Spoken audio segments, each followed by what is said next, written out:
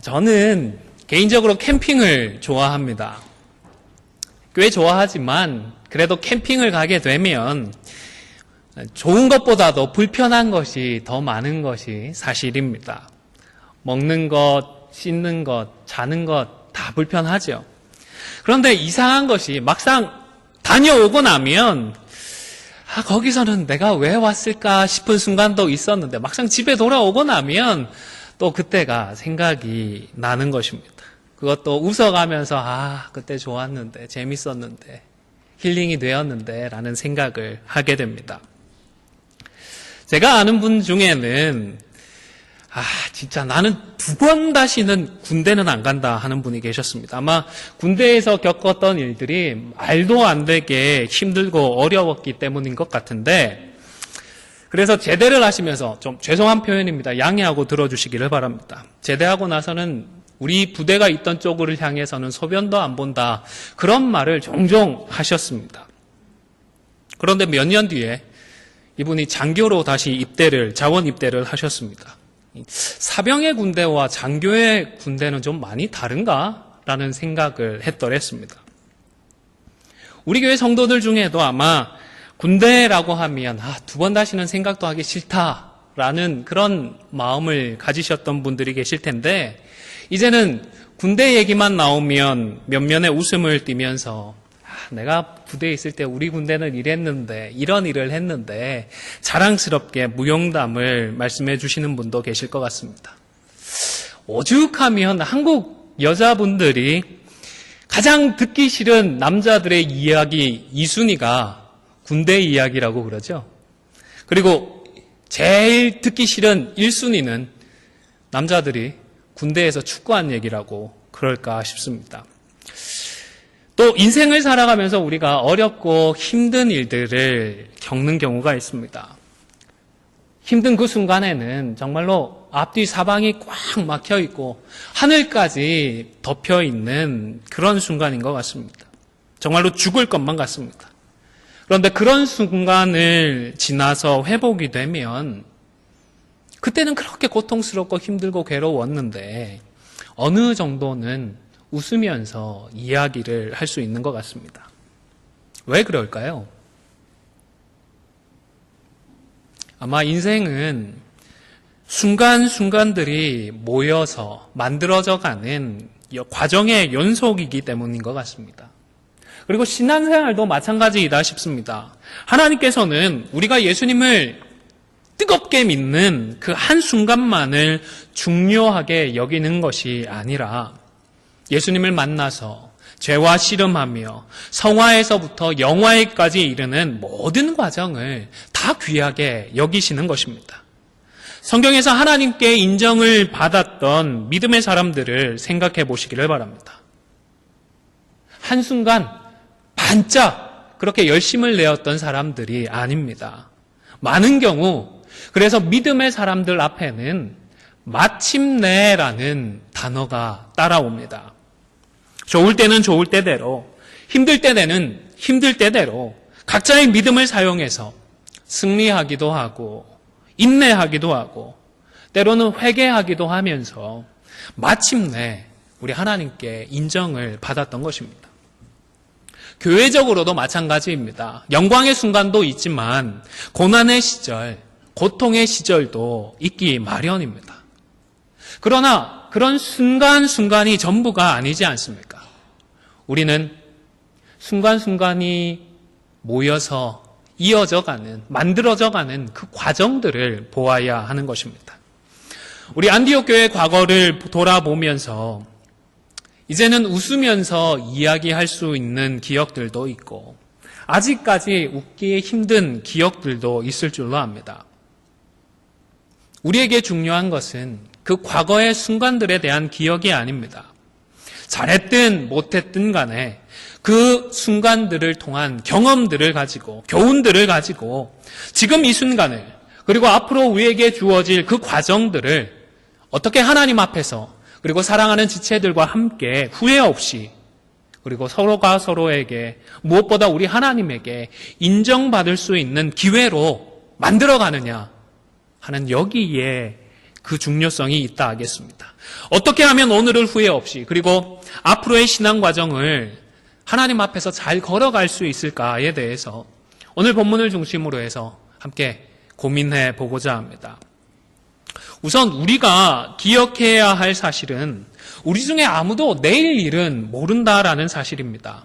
오늘 읽었던 본문 4장 13절과 14절 말씀 성경을 보시면서 함께 다시 한번 읽도록 하겠습니다. 13절 14절입니다. 시작. 들으라 너희 중에 말하기를 오늘이나 내일이나 우리가 어떤 도시에 가서 거기서 1년을 머물며 장사하여 이익을 보리라 하는 자들아 내일 일을 너희가 알지 못하는도다. 너희 생명이 무엇이냐 너희는 잠깐 보이다가 없어지는 안개니라.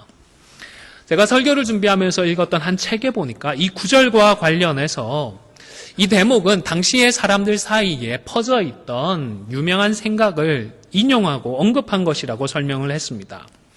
그 당시의 사람들은 성공하기 위해서는 배를 타고 다른 도시에 가서 장사를 해야 한다라고 생각을 했습니다. 아마 아메리칸 드림을 꿈꾸던 그런 상황과 비슷한 대목이 아닐까 생각을 합니다. 그러나 사람들의 이런 기대와는 달리 모든 사람들이 다 성공할 수 있는 것은 아니었습니다. 장사하러 갔지만 장사를 해서 돈을 많이 번다는 보장도 없었습니다. 설령 돈을 많이 벌었다고는 하더라도 고향으로 돌아오는 백길에 큰 풍랑을 만나서 애써 모은, 힘들게 벌어 모은 그 재산을, 전 재산을 날리는 경우도 많았다고 합니다. 물론 큰 성공을 거두고 고향으로 돌아온 사람도 있었습니다. 그러나 그렇다고 하더라도 그것을 미천으로 해서 10년, 20년 계속 잘 살 수 있으리라는 그런 보장은 없었습니다. 그러니까 여기서 내일 일을 모른다라는 표현은 단순히 미래의 일을 모른다라는 그런 표현이 아니라 기대한 대로 잘 될 수도 있고 잘 안 될 수도 있다라는 그런 의미입니다. 그런데 잘 되든 안 되든 간에 그 순간들은 순간들이라는 것입니다. 안개처럼 잠시 잠깐의 순간에 불과하다는 것입니다.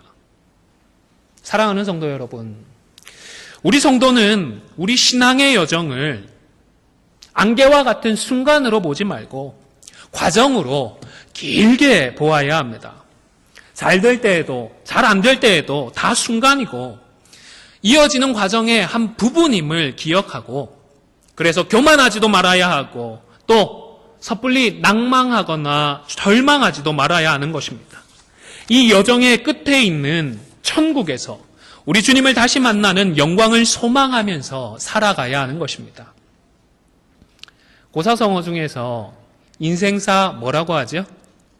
세옹지마라는 표현이 있습니다. 직역을 하면 변방에 있는 노인의 말이라는 뜻인데요. 변방에 있는 노인의 말이 그만 도망을 쳤습니다. 그래서 오랑캐 마을로 가버렸다고 합니다. 주위의 사람들이 참 안 됐다 위로를 하자 이 노인이 지금은 속상하지만 또 이 일이 도리어 복이 될지 어떻게 알겠느냐고 했습니다. 그런데 얼마 후에 사라졌던 말이 돌아왔습니다. 그런데 혼자 돌아온 것이 아니라 아주 준마와 함께, 뛰어난 준마와 함께 돌아왔던 것입니다.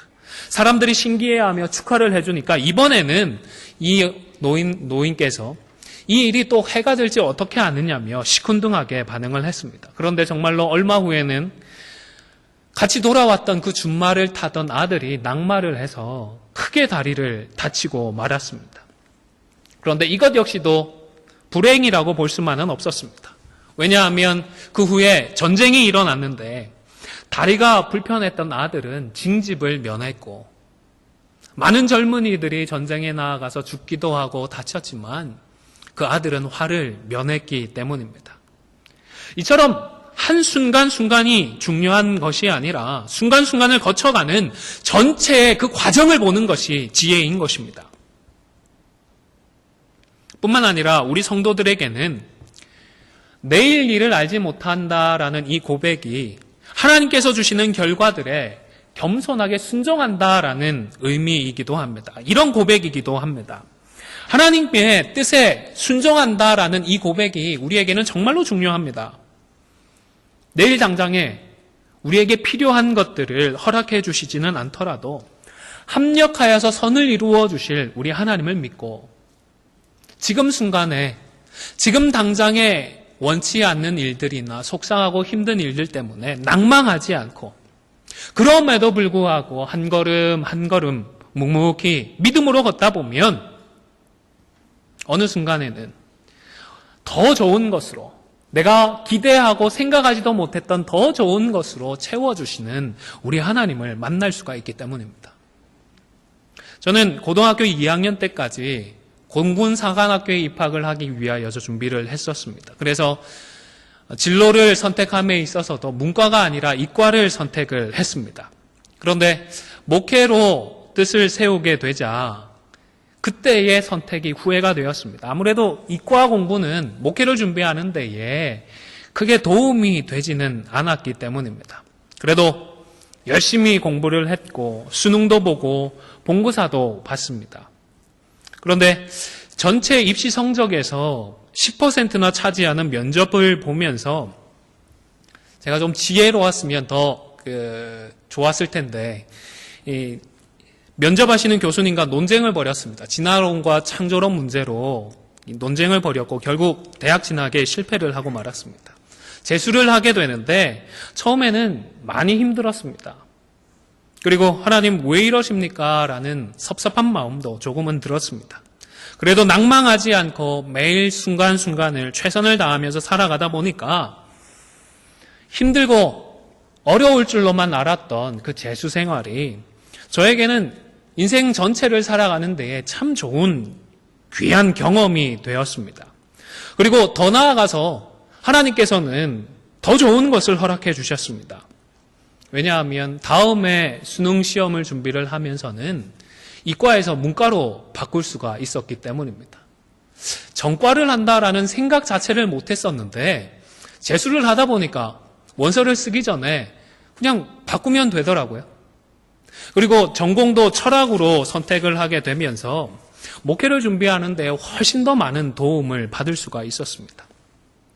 사랑하는 성도 여러분, 우리 중에 아무도 내일 일은 알지 못합니다. 최선을 다하면서 하나님께서 허락하시는 순간순간의 결과들에 일비하지 마십시오. 혹 원치 않는 현재의 일을 마주하게 되더라도 낭망하지 말고 하나님께서 합력하여 선을 이루어 주시기를 계속해서 기도하고 잘 될 때에는 교만하지 않고 그 마음을 지켜서 우리 하나님의 뜻을 지속적으로 이루어 갈 수 있기를 주님의 이름으로 축원을 드립니다. 두 번째로 우리의 소망이 아니라 우리 주님의 뜻이 참 중요합니다. 물론 원칙적으로는 우리 모두가 다 동의할 줄도 압니다. 그러나 노력을 하면서 우리는 우리의 노력에 상응하는 결과들을 기대합니다. 나의 노력으로 내가 원하는 그 열매들을, 결과들을 거둘 수 있다라고 생각을 하는 것입니다. 이런 정도의 노력을 하고 이런 정도의 수고를 하면 이 정도는 수입을 거둘 수 있겠지. 아마 이 정도의 결과나 열매는 거둘 수 있을 거야. 기대를 합니다. 성도들을 섬김에 있어서도 우리가 이 정도 정성을 쏟고 이 정도로 애정을 쏟으면 이만큼은 이해받을 수 있겠지. 아마 이만큼은 변화하지 않을까라고 기대를 합니다. 사실 우리가 어느 정도 노력하고 애를 쓰면 하나님께서 허락을 해 주십니다. 그러나 결국 모든 일은 우리 하나님께서 허락해 주셔야만 우리 손에 쥘 수 있게 되는 것입니다. 이런 사실을 어느 정도 이해하는 성도들은 나름대로 최선을 다하면서 그럼에도 불구하고 하나님의 뜻이라면 잘 되겠지. 하나님의 허락해 주시면 아마 될 수 있을 거야 라고 고백을 하고 그렇게 기도를 합니다. 야고보 당시에 교회 성도들도 그랬던 것 같습니다. 다른 도시에 가서 장사를 한다는 것이 아무래도 위험 부담도 있고 배를 타고 오고 가면서 사고를 당했다라는 소식도 들리지만 하나님의 뜻이라면 잘 될 수 있을 것이고 이런 일도 되고 저런 일도 되지 않겠느냐 말을 했던 것입니다. 하나님의 뜻이라는 이 표현은 그 당시에 성도들이 아주 자주 사용했던 표현입니다. 굉장히 겸손하고 신앙적이고 경건한 표현인 것 같습니다. 그런데 실제로는 하나님을 향한 고백이 아니라 자신의 경건함이나 자기 자신을 드러내기 위한 그런 표현으로도 사용이 되었다고 합니다. 그래서 16절에도 보면 이제는 너희가 허탄한 자랑을 하니 라고 했습니다. 정말로 하나님의 뜻에 순종하려는 마음으로 이런 표현을 하시는 분들도 있었겠지만 이런 말을 함으로 해서 이만큼 내가 경건하다, 내가 훌륭하다, 내가 대단하다라고 자랑을 하는 분들도 있더라는 것입니다. 그냥 열심히 하니까 잘 되겠지라고 말하는 것보다는 하나님의 뜻이라면 살아남아서 돈도 많이 벌어올 수 있지 않을까라고 말하는 것이 속된 말로 더 있어 보이고 더 경건해 보이더라는 것입니다. 사실 이런 표현이 오늘을 살아가는 우리들에게도 나타나는 것 같습니다. 주변에서 대화를 하면서 하나님께서 저한테 이런 마음을 주셨습니다. 기도하는 가운데 하나님께서 이런 말씀을 주셨습니다. 라고 말씀하시는 분들도 가끔 만나게 됩니다. 정말로 하나님께서 그런 마음을 주시는 경우도 있다라고 생각을 합니다. 그러나 혹 내 생각을 말하면서 더 힘을 실어주고 더 경건해 보이도록 이런 식으로 표현을 하는 것은 아닌지 우리가 우리 자신을 돌아볼 수 있어야 하겠다 싶습니다. 어느새 이런 표현에 익숙해져 버리면 자기 자신조차도 착각해 버리기도 합니다. 자기 생각을 말하면서 마치 그것이 하나님께서 주시는 마음이라고 믿어버리는 것입니다. 여러분, 신념과 신앙은 구분을 해야 합니다. 신념은 내가 할 수 있다라고 믿는 것입니다. 내가 기대하고 내가 소망하는 바가 있어서 그것을 내가 성취하기 위해서 되어야 한다, 할 수 있다라고 생각하는 것입니다. 그래서 신념들 중에는 우리 하나님의 뜻에 합하는 신념들도 있지만 하나님의 뜻과는 상관없는 신념들도 있기 마련입니다. 반면에 신앙은 내가 할 수 있다라고 속단하지 않습니다. 오히려 나는 할 수 없습니다라고 먼저 고백을 합니다. 나는 할 수 없지만 하나님께서 말씀하시니까 그 말씀에 순종하는 것이 신앙인 것입니다. 모세의 경우를 생각해 보시기를 바랍니다. 40의 나이에 민족을 위해서 자기가 할 수 있겠다라는 생각을 했습니다. 그래서 용기를 내었습니다. 그러나 자기의 신념에 불과했습니다.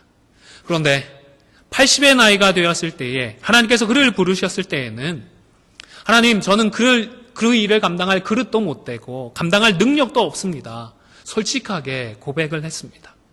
그러나 하나님께서 부르셨기 때문에 부르셨고 능력을 주시니까 그 일을 감당할 수가 있었던 것입니다. 내가 할 수 없을 것 같고 내가 하기 싫지만 그것이 주님의 뜻이라면 주님께서 하실 것을 믿고 순종하는 것이 믿음인 것입니다. 하나님의 말씀을 들을 때에 우리가 할 수 없을 것 같은 말씀들도 많이 있습니다. 솔직히 알지만 순종하기 싫은 말씀들도 있지 않습니까? 내가 바라는 것, 내가 할 수 있거나 해야 한다라는 그 신념과 충돌하는 말씀들도 있잖아요. 야고보서 4장 11절 말씀을 한번 보시겠습니까? 가까이 있는 말씀인데요. 형제들아, 서로 비방하지 말라. 형제를 비방하는 자나 형제를 판단하는 자는 곧 율법을 비방하고 율법을 판단하는 것이라. 내가 만일 율법을 판단하면 율법의 준행자가 아니요 재판관이로다 라고 말씀을 합니다. 여러분, 말씀이 이렇게 말씀하시니까 전혀 비판하지 않으시죠? 판단하지 않으시죠? 속상하거나 열받으면 말씀이 아무리 이렇게 기록되어 있어도 비방하고 판단하게 되지 않습니까? 야고보서 5장 9절 말씀은 펴서 같이 읽도록 하겠습니다. 375면입니다. 5장 9절 말씀입니다. 시작. 형제들아, 서로 원망하지 말라. 그리하여야 심판을 면하리라. 보라, 심판주가 문 밖에 서 계시니라. 여러분, 서로 원망하면 심판을 면하지 못한다라고 말씀을 하십니다. 하지만 우리들은 어렵고 힘든 일을 만나면 서로 원망부터 하게 됩니다. 옆에서 애쓰는 아내를 원망하게 되고 앞장서서 수고하는 남편을 원망합니다. 말씀이 아무리 원망하지 말라고 해도 목사를 원망하게 되고 장로를 원망하게 됩니다. 어디 그뿐인가요? 베드로전서 3장 9절의 말씀 화면을 보시면서 같이 읽도록 하겠습니다. 3장 9절입니다. 시작. 악을 악으로 욕을 욕으로 갚지 말고 도리어 복을 빌라 이를 위하여 너희가 부르심을 받았느니라. 이는 복을 이어받게 하려 하심이라. 아멘. 여러분, 누군가가 내게 손해를 끼치면 어떻게 하시죠? 악으로 갚지는 않는다 하더라도 버럭 화를 내기도 할 것이고 한바탕 욕이라도 시원하게 퍼부어내고 싶은 게 우리의 마음이지 않습니까? 아내가 바가지를 긁습니다. 남편이 이상한 소리를 해댑니다. 꼭 참고 예배는 드려야겠다 싶어서 교회에 왔는데 이번에는 누가 말도 안 되는 소리를 해댑니다. 화가 나죠. 말씀대로라면 어떻게 해야 되죠? 도리어 복을 빌어줘야 하는데 도저히 그러고 싶지가 않지 않습니까? 아니 이런 말씀이 있었는지조차 이렇게 설교를 듣고 성경을 읽을 때에는 이런 말씀이 있구나 싶다가도 기억조차 안 나는 것이 이런 말씀인 것 같습니다. 사랑하는 성도 여러분, 내가 따를 수 있는 말씀, 내가 인정할 수 있는 뜻만을 선별적으로 따르는 것은 믿음이 아닙니다. 내가 할 수 없을 것 같고 내가 하기 싫지만 그것이 주님의 뜻이기 때문에 주님이 해주실 것을 믿고 순종하는 것이 믿음인 것입니다. 주님의 뜻이 중요합니다. 그런데 내가 원하는, 내가 좋아하는 주님의 뜻이 아니라 모든 주님의 뜻이 중요합니다. 그렇기 때문에 하나님의 뜻과는 상관없이 자기 신념만을 주장하면서 마치 그것이 주님을 위한 것인 양 아니면 내가 주님을 따르고 있는 것인 양 착각하지 않도록 우리는 조심해야 합니다. 또 다른 분들의 말씀을 들으면서도 조심해서 분별력 있게 들어야 합니다. 주님의 뜻을 나누고 있는 것인지 자신의 신념을 전하는 것인지 판단을 해야 하는 것입니다. 꼭 기억하십시오. 주님의 뜻이 어떤 주님의 뜻이요? 모든 주님의 뜻이 중요합니다. 주님의 뜻을 선택하지 말고 겸손하게 모든 주님의 뜻에 순종하는 우리 모두가 되실 수 있기를 주님의 이름으로 간절히 축원을 드립니다. 마지막 세 번째로 아는 것은 행해야 합니다. 우리는 내일 일도 모르면서 마치 하나님의 뜻을 아는 것처럼 말하고 행동을 합니다. 심지어 하나님의 뜻이 무엇인지를 듣고 배운 후에 교회 밖을 나서고 나서는 그렇게 배운 하나님의 뜻에, 하나님의 말씀에 관심을 두지 않기도 합니다. 사랑하는 성도 여러분, 행할 줄 아는 선은 행해야 합니다. 우리가 배운 말씀은 순종해야 합니다. 이미 하나님의 뜻을 배운 대로 일상에서 순종하십시오. 신앙생활과 일상생활을 분리하지 마시고 언제 어디서나 어떤 상황이든지 하나님의 말씀에 순종하려고 노력을 하십시오. 단순히 내가 죄라고 생각하는 것들을 행하지 않기 때문에 그런 정도로 위안을 삼거나 안심하지 마십시오. 물론 그런 수고, 그런 노력 우리 하나님 기억해 주시고 인정을 해 주십니다. 그러나 여러분, 행하지 않는 것은 무엇일까요? 알고도 행하지 않는 것은 죄입니다. 선을 행할 줄 알고도 행하지 않는 것은 죄다라고 분명히 말씀을 하시는 것입니다. 도둑질은 하지 않더라도, 살인은 하지 않더라도, 남색을 하지 않고 또 동성결혼에 대해서 반대를 하더라도 다른 이미 내가 알고 있는 하나님의 말씀에 순종하지 않으면 그것이 죄인 것입니다. 우리가 살펴보았던 것처럼 서로 비방하면 무엇이죠? 죄입니다. 비방하지 말라는 말씀을 아시지 않습니까? 지금까지는 몰랐어도 오늘부터 알고 있습니다. 앞으로 비방하면 그것이 죄입니다.